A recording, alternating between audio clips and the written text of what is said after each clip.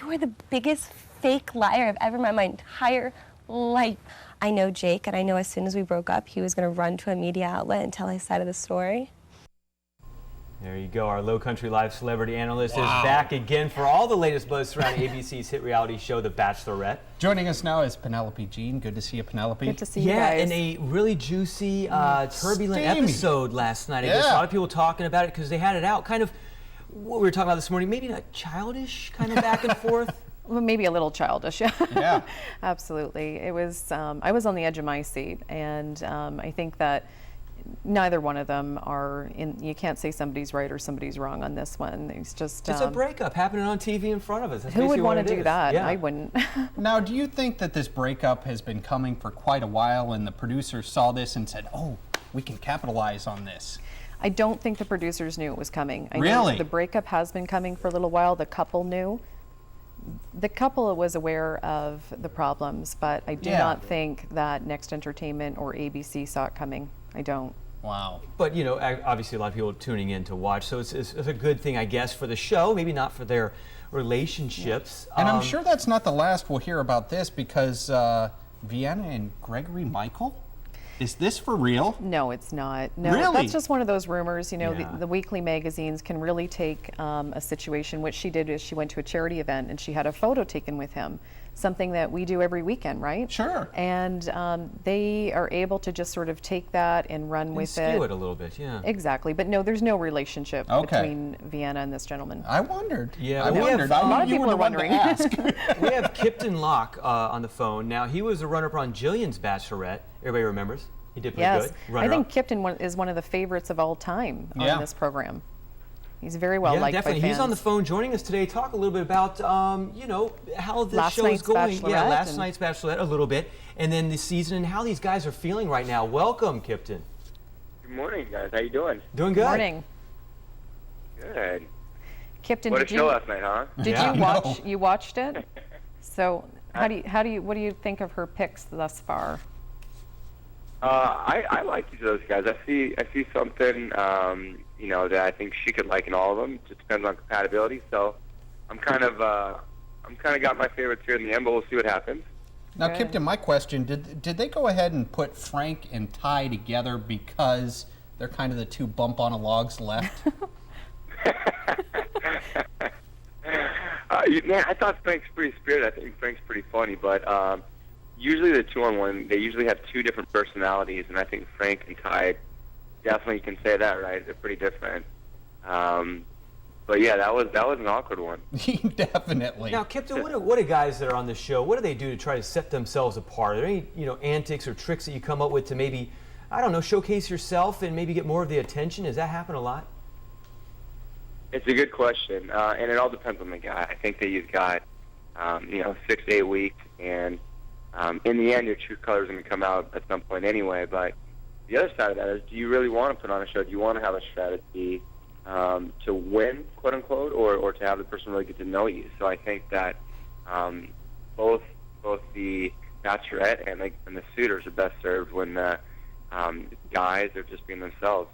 Mm-hmm. Now, So Kipton, true. Another thing, too, I mean, we see the guys talking about laying their feelings out while the other folks are out on their dates, and it's like, do you ever talk about anything besides The Bachelorette? with the guys when the other people are out of the house? Exactly, on your downtime, kind of.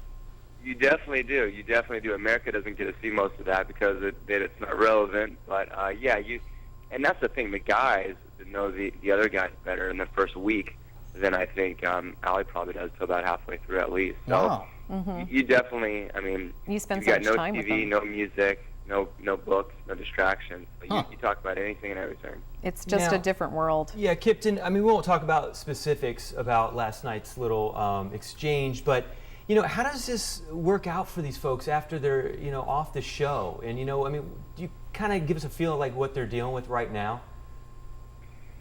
Yeah, certainly. I mean, it's, you know, there's this thing called life after you get out of this reality TV bubble, and that decision that the Bachelor or Bachelorette makes is huge because you got to think about what it's like waking up this person on Sunday morning and just sitting around doing nothing when you're not in a helicopter or, you know, climbing mountains or riding limousines. And so I think that it comes down to compatibility. It comes down to how well you trust the person that you end up with and how really in love with them you are. So to give a taste of what's happening now, I think that there's a bit of a ride, especially with Jake and Vienna. They had a ton of press, so it gets tough. I think it kind of is a distraction, and even two good people can have a hard time dealing with.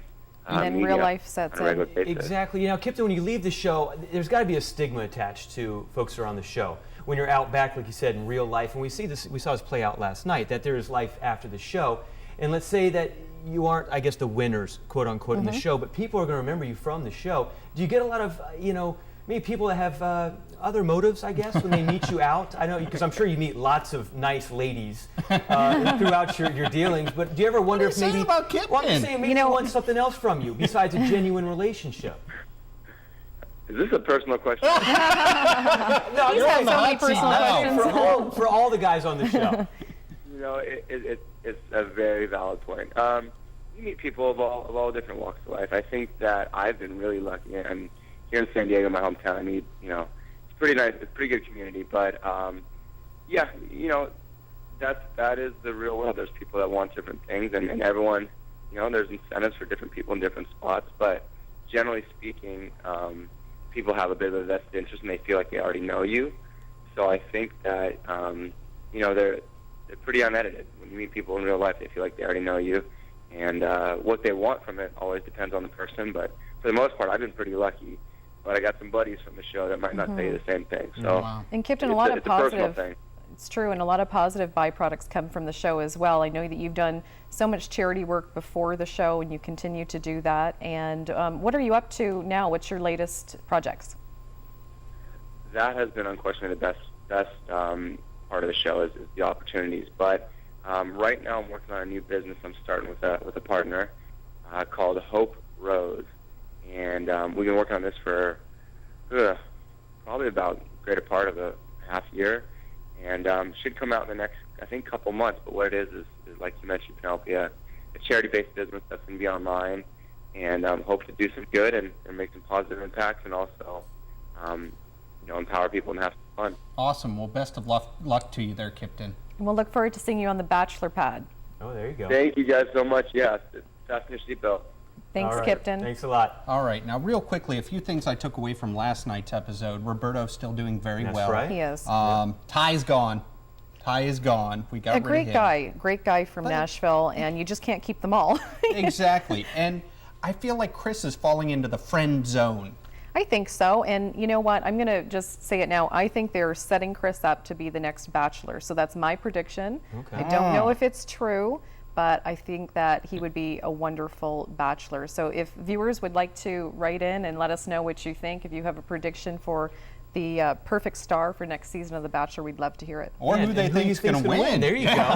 Exactly. Oh, and there's that. Oh, and there's You that. can hit us up on Facebook, of course. We're already on to next season. Exactly. And as the season heats up, we are taking your feedback on the shows and questions for Penelope. This week's question comes from Jennifer in Goose Creek. We're going to get to it real quick. Now, she says she's heard that rumors are out there that our own hometown favorite, Roberto and Allie, knew each other before the show. Now, is this true? Is not true. Okay, we squashed that one. There you go. They happen to be in neighboring cities around the same time in history. I think it was back in 2002 in Massachusetts. He was playing in one city and she was in a nearby city. So I think the rumors came out where they could have once met, but that does not mean that they knew each other, no. So many rumors, and the truth sitting right beside us. Yes. There you go. Thanks, Penelope. So fun to be with you.